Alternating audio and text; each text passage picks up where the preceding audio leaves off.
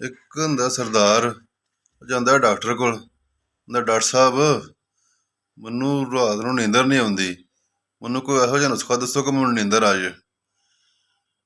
Doctor ਆਂਦਾ ਤੂੰ ਰਾਤ ਨੂੰ ਨਾ ਮੰਜੀ ਤੇ ਲੰਮਿਆ ਪੈ ਕੇ ਤੇ 2000 ਤੱਕ ਗਿਣਤੀ ਗਿਣਨੀ ਹੈ ਤੇ ਤੈਨੂੰ ਨੀਂਦਰ ਆ ਜਾਏਗੀ। ਸਰਦਾਰ ਤੁਰ ਜਾਂਦਾ। ਕੋਈ 2 ਦਿਨਾਂ ਬਾਅਦ ਫਿਰ ਵਾਪਸ ਆਉਂਦਾ। ਡਾਕਟਰ ਪੁੱਛਦਾ ਕੀਤਾ ਸੀ ਮੇਰੇ ਨੁਸਖੇ ਤੇ ਅਮਲ?